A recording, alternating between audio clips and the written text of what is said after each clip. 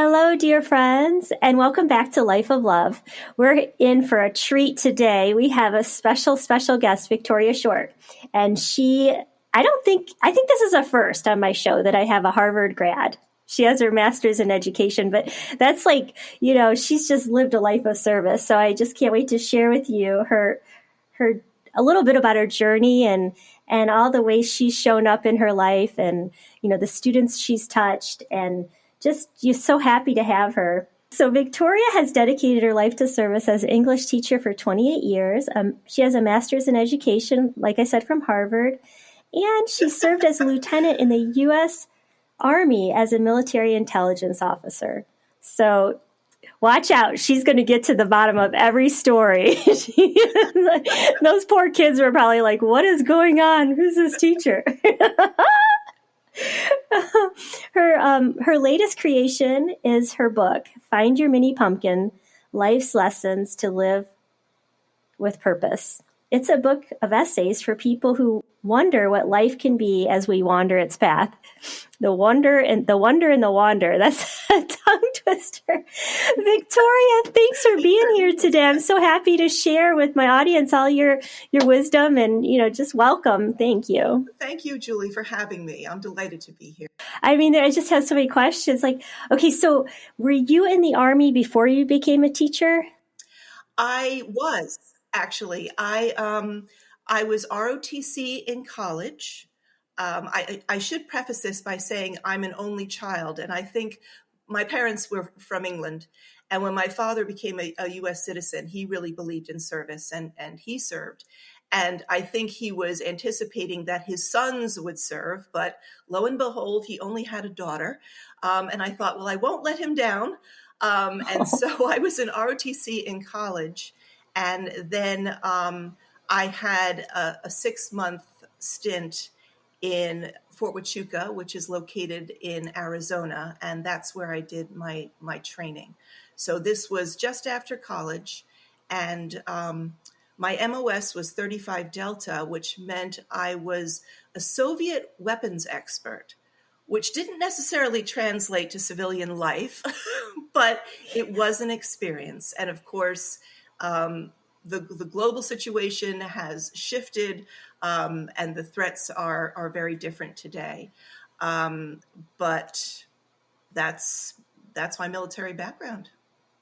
Wow. So you grew up knowing that was something that meant a lot to your father, and you've lived your life of service. I mean, everything that you've done is of service. So I just honor that, and just the idea that you are intelligence. It's just really cool. And I remember being a little kid playing The Russians Are Coming, like going out in the back, making a backpack and going on this expedition that the Russians were invading. So, I mean, that was in the, late 70s, early 80s. So you might have been working on that intelligence when I was running around. Well, I will say also that while I was in college, I was studying Russian. I never became fluent.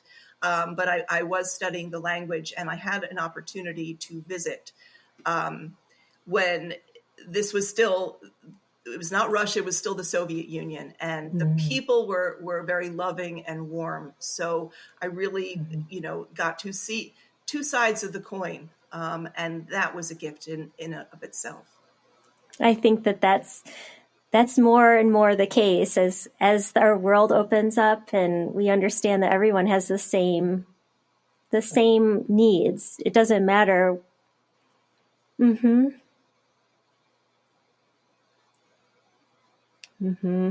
sometimes these divisions are created, and we just have to see through it because it's a psyop that we're different. That.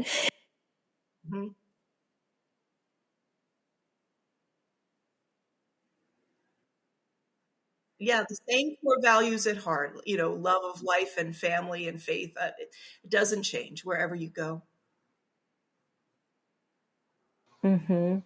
Here we are. And in your book, it's just such a delightful book full of nuggets of fun and faith. And it seems like a lot of your book is about that awareness. And so, us being aware of really what's happening, if there's some kind of fear program being played, we could see through it if we have awareness. That is absolutely my message about awareness, mindfulness, thoughtfulness. It's in the small moments, it's taking the time to be reflective. And although it seems to be small and inconsequential in the moment, it has rippling effects for a life well lived. And I really think if people had the opportunity to just stop and reflect about where they are, where they're going, and what they truly want, it would do a whole lot of good worldwide as well. Mm-hmm. And yeah, that's something really important, because we're getting fed so much, like, oh, you need this, and we're getting ads, and every time we pick up our phones, it's something we talked about. There's this ad coming up that, our devices are listening to us. And I know, it's so scary. I resisted for the longest time. I mean, I'm a boomer, so it's like I had a built-in excuse. But slowly but surely, even as a teacher, of course, I would have to carry a phone for field trips and things like this. So, but I would Google something, and then 30 seconds later, an ad popped up, and I thought, whoa, this is the dawn of a new age, and it's a little bit very convenient, but a little bit scary at the same time. It really is. And that begs to your point that, be aware that, well, this is being fed to you. That doesn't mean that you need it just because it's there and you talked about it. Like, have a conscious decision. This is something that I want to spend my energy on, or this is just something that everybody else has, and I don't really need it because it's not going to bring me joy. So that's, it's a huge thing to discern. And, I think your mission of teaching children to know what their identity is, what's important to them, their authentic joy is, that's a huge thing. So I wanted to talk about Hannah. She wrote the foreword to your book. Yes. Tell me about Hannah. Oh, Hannah is delightful. She is my partner in crime. She's an English teacher as well. She's still teaching. She's also the consummate film teacher, and she writes scripts and submits them. And so I know you're going to know her name in another way, not just from a forward in the years to come. But she's quirky and fun, and reminds me, especially when I was still teaching, it's a great profession. I felt very privileged to be part of it, but there's certainly a lot of pleasure and pressure together. And you're like, I know I'm doing, great work here, but gee, I have 120 essays to grade, so I'm not feeling like the greatest in the moment right now. And, she would just come by or send a student with some goofy message, and you just had a laugh and remembered what it was all about. And we do indeed watch The Real Housewives together. It is our guilty pleasure, and we text each other through the show. And we always say, why are we doing this? Why are we watching these crazy women? I mean, they're middle-aged, for heaven's sake. Why haven't they figured out how to get along? I mean, I realize it's manufactured and there wouldn't be any drama, but we're still drawn and we're goofy. And I think, she helped to give me permission to be goofy. You don't have to be in a moment of inspired vision every moment. There are moments for playfulness as well. Yes, I picked that up when I read the foreword. I was just like, this is so fun. This is just, oh my goodness. Well, my kids laugh because I am not like a violent person or anything, and you made me think of this. I go on road trips with my son for tennis, and you're going to laugh. I bought myself this blade, and it's underneath the floor mat, just in case, Yeah, I mean, it's good to be prepared. So, never know when I'm going to. I've used it to cut. Yeah. I've used it to cut mangoes. I know that. It's come in handy a couple of times. So funny. And I keep vowing that I'm going to start van life. I've watched all the videos. I just have to make that big step. But, Hannah's going to make sure that I have what I need to slice the mangoes and to protect myself and whatever else one needs. And like you said, it never hurts to be prepared. So. Oh, big shout out to Hannah. So, and I loved how she said the others. And I wanted to talk about that because it reminded me of something my mom always says. Like sometimes she'll call a help center and she's like, am I going to get a duck or an eagle? And I've heard that expression before. so that's it rung true to me that, the others, the people that want to really care, that want to really show up. And is that how you think she meant when she was talking about you being one of the others? There's another friend of ours that actually started that. She's also mentioned in the book. Her name is Diane. And she's the one, I don't know if you've gotten to the chapter, but we were going to write a book together and we decided not to do it. And then somebody else went ahead and did it. So the lesson there is if you have a good idea, jump on it because there's going to be somebody else that comes along. And she was trying to describe me once to somebody else. And she told me the conversation later. And she said, well, Victoria's an other. And I think the way that she meant it was she's a little strange. There's some idiosyncratic something I can't quite put my finger on. So that's how she meant it. And it just became an inside joke that everybody has an other in their life as someone that doesn't see the world quite the same way, but they're delightful in their own strangeness and it's someone that has lessons to give nonetheless. Right. And that perspective is just a great blessing. Mm-hmm. And I think everybody's an other. It's just the people that just lay it out there. Else, they're going to be like, wow, they're just kind of thinking outside of the box. That's interesting. Mm-hmm. So, yes, I just adore that. And I think that's really important to recognize that, that everybody, it's all that, living your life of love is being your authentic self. And it means something different to everyone. Mm-hmm. So we're just, like you said, we're here to wonder and wander to figure out our joy, our passion, bring it back to your book, The Mini Pumpkin. What lights you up? When you look at it makes you say, hey, this is a pretty cool place we live. Yes. And, there's a lot of magic. There's a lot of miracles all around us. Indeed.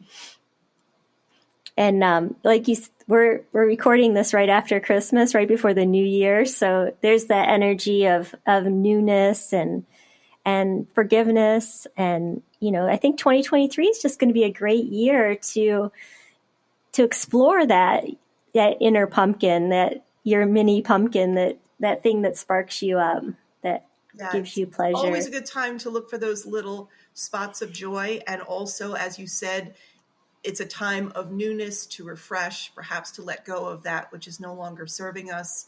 It's always a good time to do that. But if, as a society, we've kind of put this time aside in January to do it collectively, that's even better.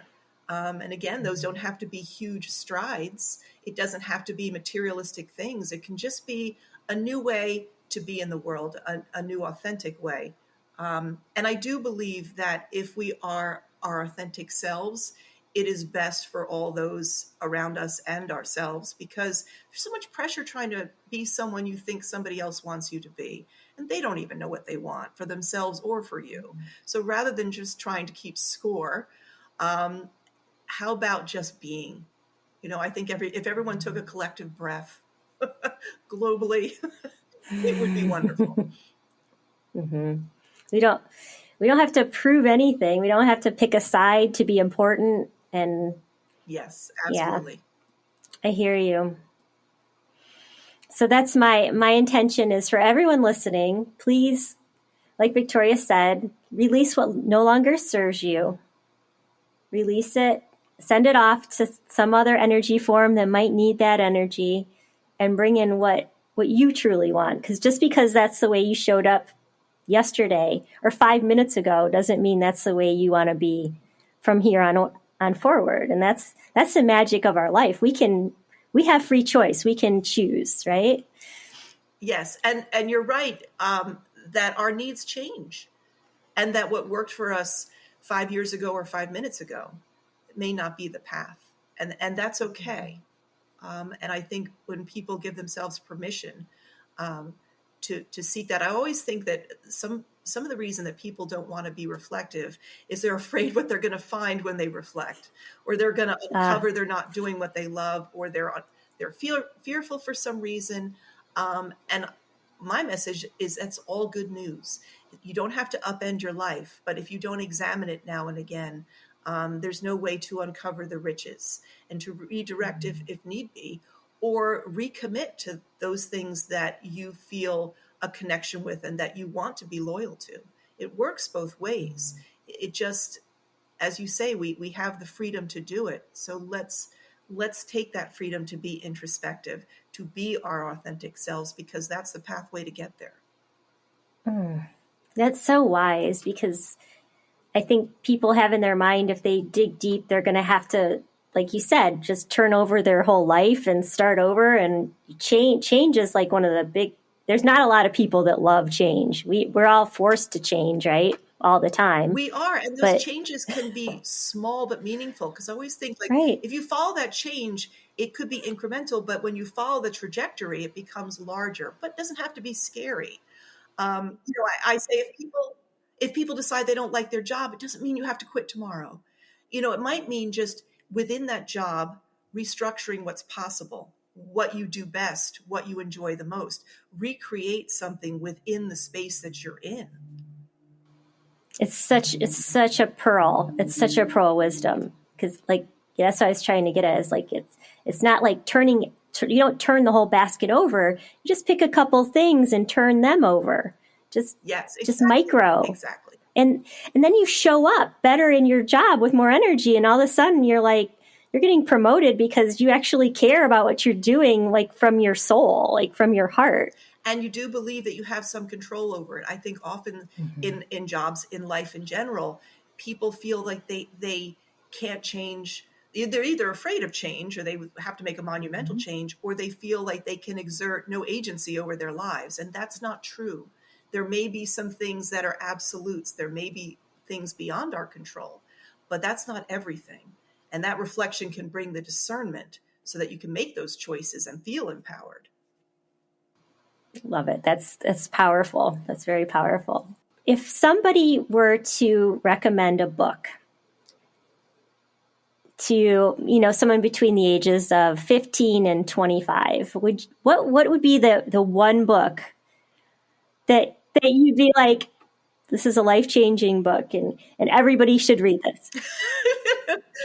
You don't want me to shamelessly plug my own, do you? You've got to pick up this mini pumpkin. I love it.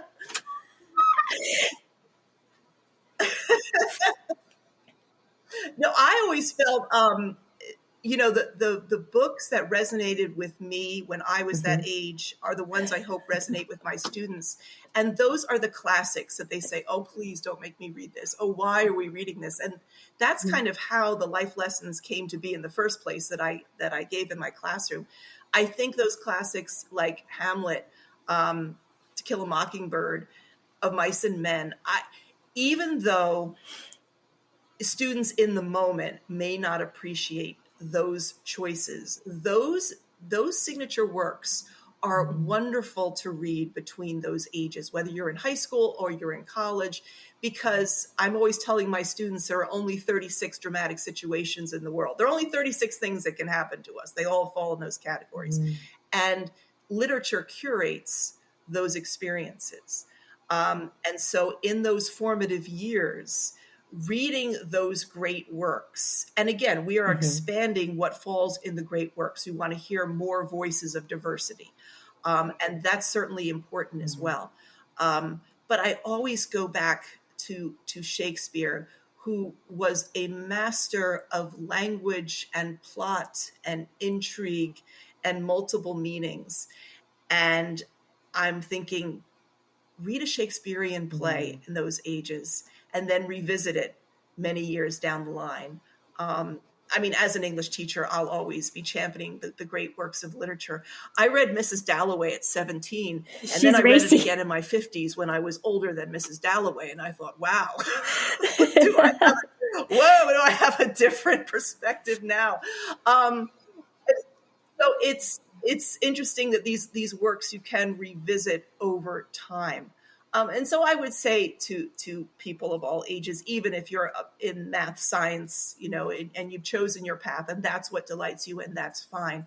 Don't shut out the great works, because they speak to us in a way over time that is magical. So those are the ones I'd start with. That's for sure. That's beautiful. I know that Canterbury Tales, totally different from what I read in high school. I was like, whoa! My kids met the wife of Bath and they're like, oh, we have ourselves, she started out as a gold digger and now she's something. Like, what's going on here? I'm like, yeah, these stories are as old as time. Your generation didn't invent them. Isn't this funny? And they're like, videos, it's just more in our face. You have to use your imagination in the classics. You get to picture it. I'm really excited about your book, and I hope it just really flies, because it's like, it reminded me a little bit of the Chicken Soup for the Soul, but your take on it it's just deeper. It's interesting because some of the comments I've gotten from people that read it is, I can't sit down and read this all at once, or I have read it all at once, but I know I'm going to go back to it and I'm going to do it in pieces. Sometimes maybe like randomly picking a page and saying, is this going to speak to me today? Because it does encourage readers to be reflective. It's not just let me, run through the pages and then get on with my life. It's like some of this will resonate. Other parts will not. Some parts you may agree. Other parts you may strongly disagree, and it's all great. What I want to promote are thoughts and conversations. It's not like, here's my manual for living. It's like, here's some things to think about as you make inspired choices of your own. It is so practical too, and even the little section about always know where the exits are in the bathrooms. Like, check that. So it's so good. It's like it's having your mom like telling you things. I always do that. And maybe it's because, maybe it's the military training. You're going to recon the area and see what your environment is. But I always want to know, like, where I am and where I need to go. I just do that instinctively. Actually, that probably came from my dad. It's just like, know your environment. I see so many people with their headphones on, walking down busy streets. And I'm thinking, okay, I understand that, you may be listening to a great podcast, good for you, you're multitasking. But at the same time, are you aware of where you are?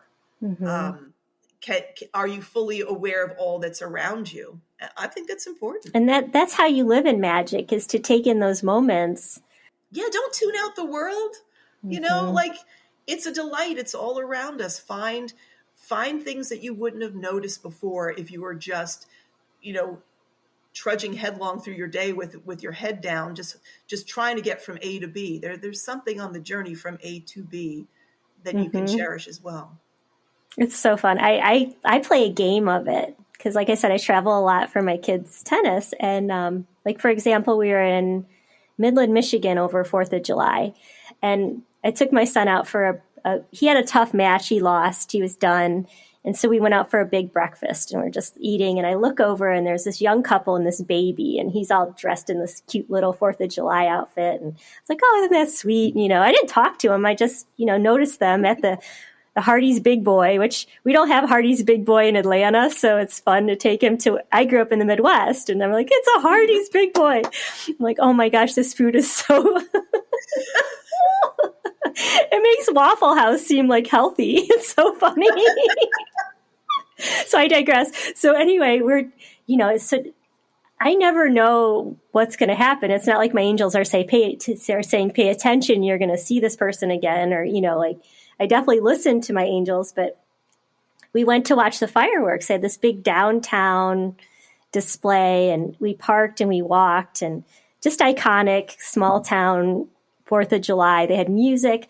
I look over and there's the couple with their baby laying on the lawn. And I was like, didn't I see you at Hardee's Big Boys? And they're like, yeah, we were there for breakfast, So, I mean, we had this connection and there were hundreds of thousands of people. And it just made me feel so, like I said, connected. It's just a magic when you can be somewhere and just feel part of a community or just in it. And like you said, when you wrote about driving your commute, how dangerous it was, and you'd see the same people over and over. Right.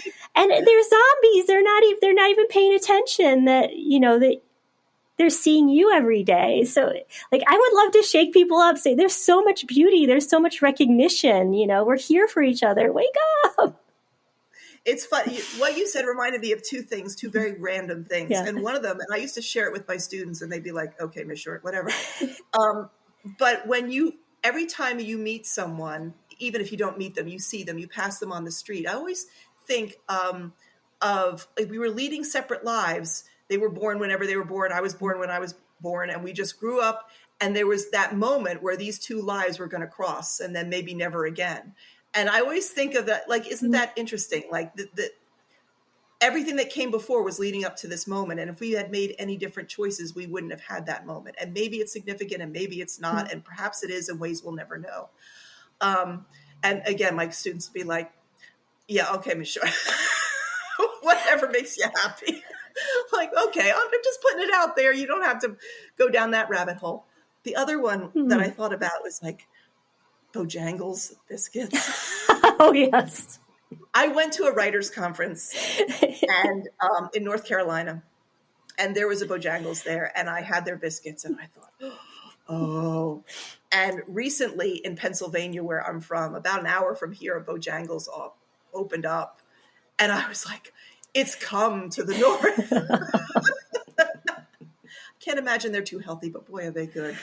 And that's a simple pleasure. Right. I mean, just the anticipation of something that, you love to eat or whatever. Those moments are worth cherishing. They may be silly in the grand scheme of things. They may not be impactful, but yeah, that's part of the magic. Mm-hmm. Bojangles biscuits, if you haven't tried them, they are the best. They're so good. I can't do full on sweet tea. I have to do like unsweet with a splash of sweet. Full on. Yeah, yes. People don't get a full on sweet tea. That's just like diabetic. Just don't do it. But the tea is really good too. The biscuits and the tea is like synergy. But yeah, yes. You can order sweet tea, not so sweet. Just heads up. Oh, that's good to know. Yeah. You got options. Okay. I'll say like just a splash of sweet because sugar never dissolves, and sweet tea is tasty, but you can, oh my gosh.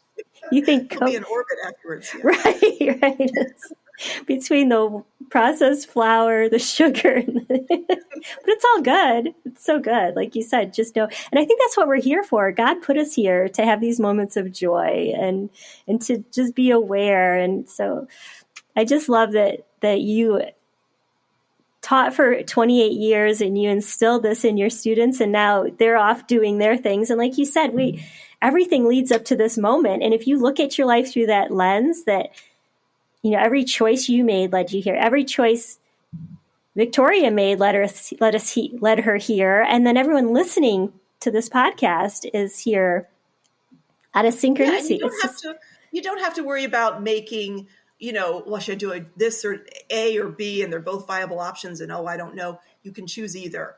It's how you honor the journey. Mm-hmm. So it's not like you're, like, oh no, if I made this choice, it precludes all the others. Perhaps it does, but every journey will have its rewards. And even when we misstep, those cautionary tales are some of the best lessons that I shared with my students. I made a choice out of fear. I wasn't being thoughtful. Whatever it might have been, again, you don't have to use my life as your roadmap. You have your own life to lead, but be thoughtful about these things that you might pass in the journey. And those lessons can be the most long lasting. So even again, when we misstep, there's something of value there to share with the community. That's so great. It just brings me to mind. Did you see the movie The Secret Life of Walter Mitty? Yes. Well, I've taught the short story actually many years ago. Yeah. So that movie that's just a prime example. His whole life is going just sideways.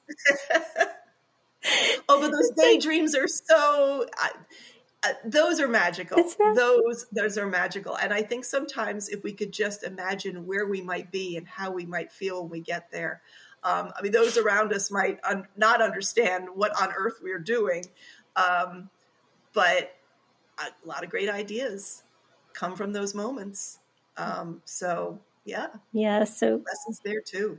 consider what if, consider Yeah. how you'd want it to be.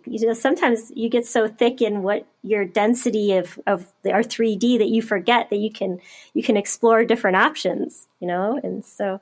Exactly. And I love it's the push-pull of routines. I love traditions and little habits because they're comforting and they ground us to our day and to what we're doing in the moment and our purpose. But if they get a stranglehold and we're just doing them because we've always done them and we're there's no good reason, it's just, it's 8 a.m., this is what I do now. That's the time to reflect. And if it's working, keep doing it. And if it isn't, simply branch out. Well, thank you so much. I'm so happy that I branched out and got to meet you today. Thank you, Julie. Oh, and I will put a link to your book on the show notes, and so that people can find it's a great book. I mean, I was telling you when we were talking behind the scenes, I did like a book roulette. I just opened it up to a page. And I just started reading. I was like, okay, what do I need to learn today? And I just opened it. So it's one of those books, it's those quick essays. It might be a page and a half, but you can get these little tidbits and just sort of, percolate if you agree, if you don't agree. And, it's sort of fun. It's sort of fun to explore that. So congratulations on doing that. And, much honor for everything you've done. I just really. Thank you so much. Mm-hmm.